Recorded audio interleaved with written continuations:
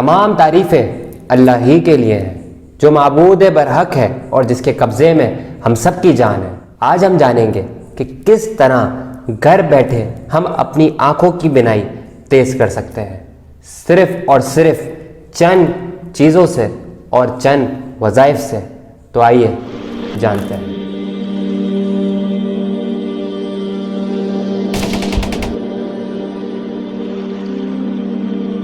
तो सबसे पहले हम ये जानते हैं कि आखिर हमारी नज़र कमज़ोर होती क्यों है।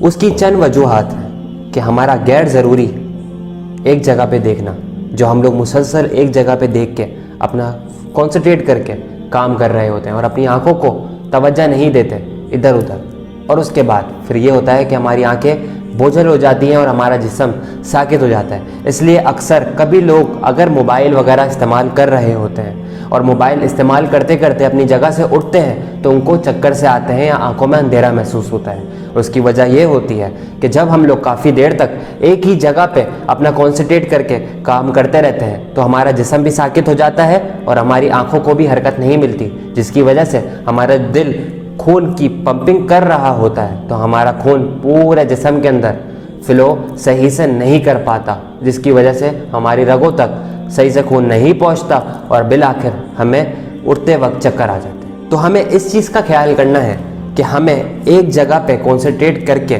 बिल्कुल नहीं पढ़ना। अगर हम कोई भी काम कर रहे हैं या कुछ भी पढ़ रहे हैं, अगर हम लोग मोबाइल यूज़ कर रहे हैं या लैपटॉप यूज़ कर रहे हैं, तो उस सूरत में हर थोड़ी देर बाद अपनी निगाहों को भी हलचल करें और साथ साथ अपनी बॉडी को भी स्ट्रेच करें।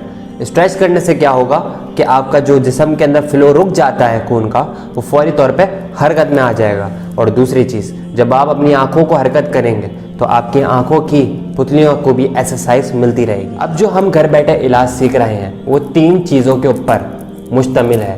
पहली चीज़ है कि घरेलू टोटका, दूसरी चीज़ है जो आपके ज़िक्र-अस्कार वज़ाइफ, और तीसरी चीज़ है कि कैसे हम वज़ू के ज़रिए अपनी निगाह तेज़ कर सकते हैं। तो सबसे पहले हम घरेलू टोटका सीख लेते हैं। घरेलू टोटके में करना यह है, हमें रोगन बादाम, जिसको बादाम का तेल कहा जाता है, वो परचेज़ कर लेना है घर की करीबी मार्केट से।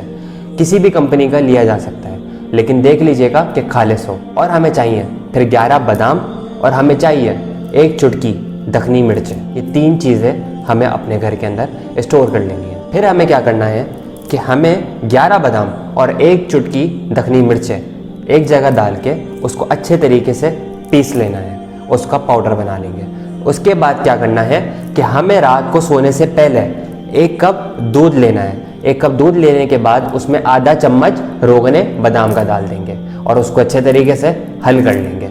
जब वो हल होकर दूध तैयार हो जाएगा तो उसके बाद दखनी मिर्चों का जो हमने फॉर्मेट बनाया था पीस के, उसका आधा चम्मच अपनी ज़बान पे रख के उसको अच्छे तरीके से चबा के खाने की कोशिश करेंगे और फिर ऊपर से दूध पी लेंगे। और दूध पीने के बाद फ़ौरन पढ़ेंगे 7 मरतबा ये आयत, फ़कशफ़ना अन्का गिताअका फ़बसरुकल यौमा हदीद, जिसका तर्जुमा ये है, तो हमने तुझ पर से पर्दा हटाया तो आज तेरी निगाह तेज़ है। ये आयत को 7 मरतबा पढ़ने के बाद अपने दोनों हाथों पे दम करके अपने चेहरे पे फेर लेंगे। इंशाअल्लाह इस आयत के तोफ़ैल और आपके घर में बनाए हुए टोटके के तोफ़ैल अल्लाह ताला ने चाहा तो आपको 21 दिन के अंदर ही इस टोटके का और इस आयत का फ़र्क पता चल जाएगा। अब हमें दूसरी चीज़ करनी क्या है? दूसरी चीज़ है हमारी वज़ू का तरीका। जब भी हम लोग वज़ू बनाएंगे तो वज़ू करने के बाद, वज़ू की दुआ पढ़ने के बाद आसमान की तरफ निगाह करेंगे और सूरह कदर पढ़ेंगे, शहादत की उंगली आसमान की तरफ उठाते हुए।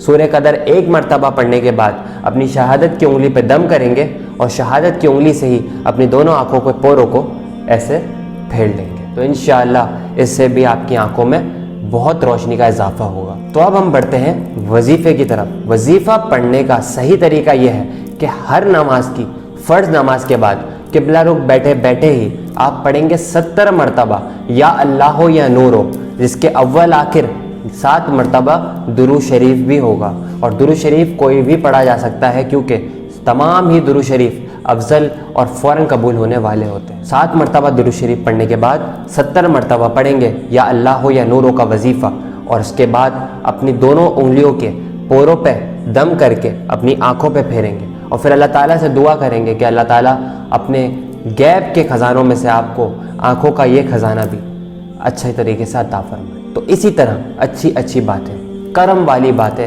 रहम वाली बातें और लोगों के लिए फैज़ वाली बातें सीखते रहें और मेरे साथ जुड़े रहें। इस चैनल को ज़रूर सब्सक्राइब करें क्योंकि बेहतरीन चीज़ें और बेहतरीन वज़ाइफ और बेहतरीन इलाजात मैं लाता रहूँगा। दुआओं में मुझे याद रखिएगा। आपका रूहानी भाई मोहम्मद फ़ाइज़ शेख मुस्तफ़ाई। अस्सलामु अलैकुम व रहमतुल्लाह।